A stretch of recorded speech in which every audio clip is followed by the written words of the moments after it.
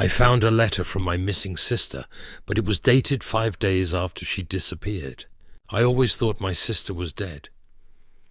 5 years had passed since she disappeared without a trace, and the police had given up. There had been no ransom note, no body found, and no evidence pointing to where she could have gone. My parents had accepted it in their own way, quiet resignation, the kind of grief that hollowed out everything else. But I couldn't let it go. I held on to the hope that someday, somehow, I'd find her. Last week, I found something that changed everything. While helping my parents clean out their attic, I stumbled across a dusty box filled with old letters and keepsakes. Tucked between some childhood drawings and high school report cards was a letter addressed to me. The handwriting was familiar, and when I saw the signature, my heart nearly stopped. It was from my sister. The letter was dated 5 days after she disappeared. I must have read it a dozen times before I could process what it said. It wasn't long, just a few sentences scrawled in a hurried, shaky hand. I'm okay, I'm safe, but I can't come home. Don't try to find me. They won't let me leave. I couldn't believe it. How could she have written this after she was supposed to be gone? And who were they? The letter was a revelation, but it raised more questions than it answered. I showed it to my parents, hoping they might offer some explanation. But they were just as shocked and confused as I was. The discovery consumed me. I spent hours going over every detail of the letter, looking for clues. The paper was yellowed, the ink slightly faded, but it was unmistakably hers. The handwriting matched perfectly, and the tone, though brief, was undeniably my sister's voice. But the note didn't make any sense. How could she have written it after she disappeared? And if she was alive, why hadn't she come home? That night I couldn't sleep. Every time I closed my eyes, I saw the letter. My mind raced with questions, the possibilities spinning out of control. Maybe she had been kidnapped, held against her will. Maybe she was still alive somewhere, waiting to be found, but the note's cryptic message echoed in my head. Don't try to find me. Why didn't she want us to look for her? The next morning I decided to visit her old apartment. It had been rented out to other tenants since she went missing, but I needed to go there. I thought maybe I'd feel closer to her, or maybe I'd find something the police had overlooked. When I arrived, the building looked the same as I remembered. The brick facade was weathered, the paint on the windowsills peeling. It felt oddly frozen in time, as if nothing had changed since she left. I knocked on the door, unsure of what to expect. No one answered. I was about to turn away when I noticed the door wasn't fully closed. It was slightly ajar, just enough to catch my eye. I hesitated for a moment, glancing around the empty hallway, before gently pushing the door open, and inside, the apartment was dark and musty, and the air felt heavy with neglect. It was clear no one had lived there for a while. Dust covered the furniture, and the faint smell of mold lingered in the air. I wasn't sure what I was looking for, but I wandered from room to room, feeling an overwhelming sense of dread. As I reached her bedroom, something felt off. The door was closed, but I could feel a draft of cold air seeping through the cracks. Slowly I turned the handle and pushed the door open. The sight stopped me in my tracks. The room looked exactly as it had the last time I saw it, as if my sister had just stepped out for a moment and would be back any second. Her bed was unmade, clothes were strewn across the floor, and her favorite book was still open on the nightstand. But there was something new, something I hadn't expected. On the floor, next to her bed, was a small stack of letters. They looked old and worn, their edges frayed. My hands shook as I knelt down to pick them up. Each envelope was addressed to me, but none of them had been mailed. The dates on the letters spanned the entire 5 years since she'd been gone. I tore open the first one, my heart pounding in my chest. The letter inside was short, like the one I'd found in the attic, but this one was different. It was filled with fear. "I can't keep doing this. They're watching me. I don't know how much longer I can stay hidden. Please don't look for me." I stood there, gripping the letter in my trembling hands. The words seemed to burn themselves into my mind. "They're watching me." My sister had been writing letters for years, letters she never sent. But why? And who was watching her? The other letters were just as cryptic. Each one seemed more frantic than the last. The second letter, dated a few months after the first, was barely legible. I'm so scared. I hear them at night. They're getting closer. What had she gotten herself into? I didn't understand how I could have missed these. My sister had been reaching out, leaving these clues behind, and no one had noticed. As I read through each letter, a horrifying picture began to form. She had been in hiding, trying to stay one step ahead of whoever or whatever was after her. But it was clear from the letters that she was losing hope. She felt trapped, scared, and alone. The last letter I opened was the most recent, dated just a few months ago. I could barely breathe as I read it. "This is my last letter. I can't run anymore. They're coming for me. I'm sorry. Please don't try to find me. It's too late." I sat on the floor, staring at the pile of letters, my mind spinning. If this letter was from just a few months ago, it meant she had been alive all this time. But now, was she gone for good? I couldn't shake the feeling that I was missing something, some key to unlock the mystery of her disappearance. Suddenly, my phone buzzed in my pocket, jolting me back to reality. It was a text from an unknown number. "Stop digging. You won't like what you find." I dropped the phone, my heart racing. Someone knew I was here. Someone was watching me, just like they'd been watching her. I jumped to my feet and grabbed the letters, stuffing them into my bag. I needed to get out of there now. I rushed out of the apartment, barely remembering to pull the door shut behind me. My thoughts were racing, trying to piece together what I had just discovered. Who was they? And why had my sister been so afraid of them? Back in my car, I struggled to calm down. I needed to think. The letters painted a terrifying picture. But they didn't explain everything. I had to know more. I had to find her, no matter what. I decided to go back to my parents' house.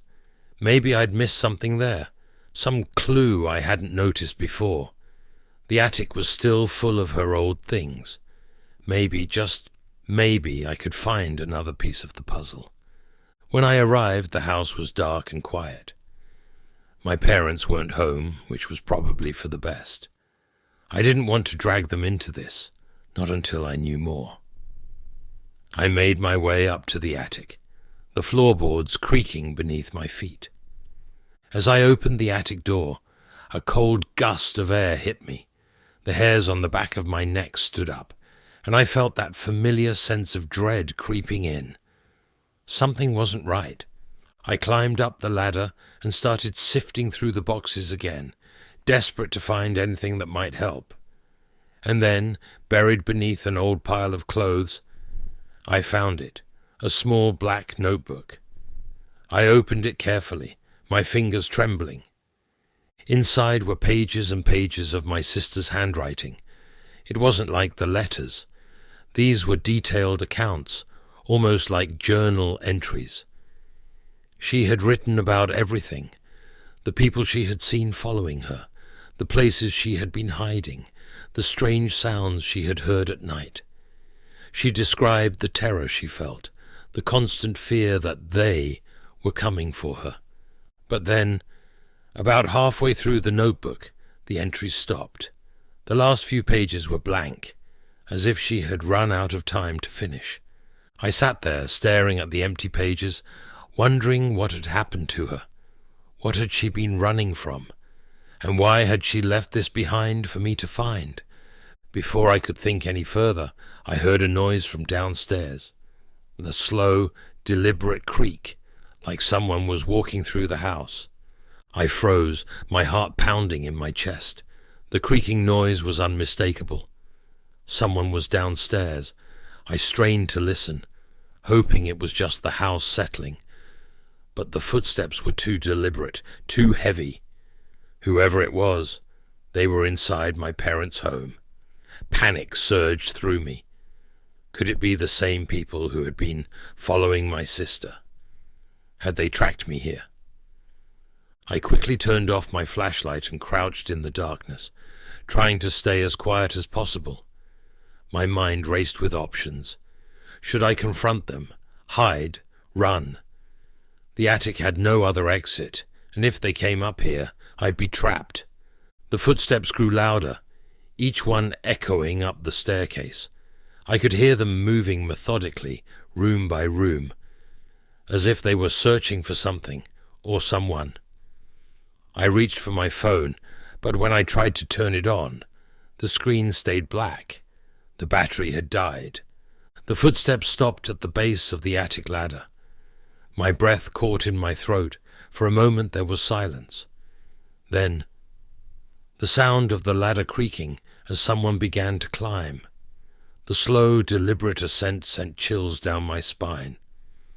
I backed further into the attic, pressing myself against the wall, hoping that whoever it was wouldn't see me in the shadows. The creaking stopped. The figure had reached the top of the ladder. I could barely make out the silhouette in the faint light from the window, but I could tell they were tall, and they were wearing dark clothes. The figure stood there for what felt like an eternity, scanning the room. I held my breath, praying they wouldn't find me. Suddenly, they moved toward the pile of boxes I had been sifting through just moments earlier. My heart raced as I watched them. They rifled through the boxes as if looking for something specific. My sister's letters?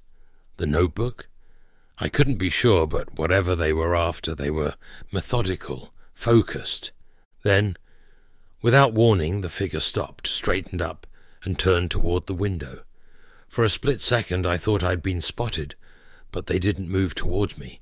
Instead, they took something from the pile of boxes, something I couldn't quite see, and disappeared down the ladder without a sound. I waited, paralyzed by fear, for what felt like hours before I finally moved. When I was sure the house was empty again, I crept down from the attic and made my way to the front door. My heart was still pounding, but I knew I had to get out of there before whoever had been in the attic came back. Once outside, I leaned against my car, trying to steady my breath. I had no idea what had just happened, but I knew one thing for sure. Someone was still watching. Someone knew about the letters, the notebook, and my sister, and they were willing to do whatever it took to keep me from finding out the truth. As I stood by my car, the reality of the situation finally began to sink in. Someone had broken into my parents' house, likely the same people who had been watching my sister all those years. Whoever they were still hunting, still searching, and now I was involved. The thought of going to the police crossed my mind, but what would I even tell them? I had no proof beyond a dead phone and a stack of letters that painted a terrifying picture, but no hard evidence. Even if I explained it all, they'd probably think I was crazy.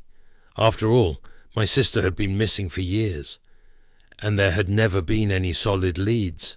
I had to act fast. I needed to piece together what I had, but most of all, I needed to figure out who was after me now. I sat in my car, the letters and notebook beside me, and tried to formulate a plan. The person who had been in the attic clearly wanted something, but they hadn't found it, or at least Not everything. They were after information, my sister's notes, maybe. But why? The more I thought about it, the more the pieces started to fall into place. There had to be something in the notebook or letters, some clue my sister left behind that I hadn't figured out yet. I flipped open the notebook again and began scanning the entries, paying closer attention to the details.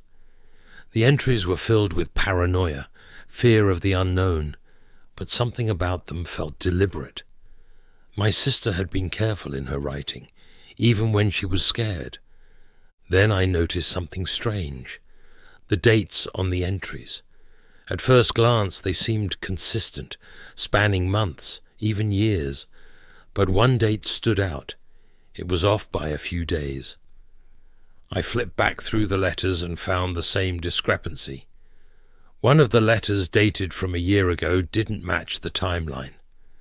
How had I missed this before? The date wasn't a mistake, it was intentional. I circled the date in the notebook and sat back.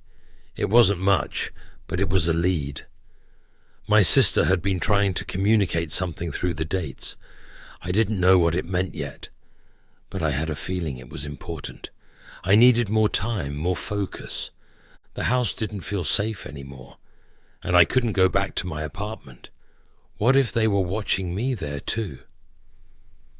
I drove to a nearby motel, paid in cash, and holed up in a room where I could work through everything without feeling like I was constantly being watched. I spent hours combing through the notebook, flipping between the entries, cross-referencing the dates. It was slow going, but as the night wore on, something clicked. The entries from the months she had been missing all had gaps, weeks where she didn't write. And then I realized what the dates were. A code. My sister had been using the dates to mark locations. Quickly I pulled up an online map and began typing in the coordinates that matched the dates she had written. Each one corresponded to a specific location: a park, an abandoned warehouse, an old office building. Places that seemed ordinary enough, but now took on a new meaning. The final location was just outside of town, a remote cabin in the woods.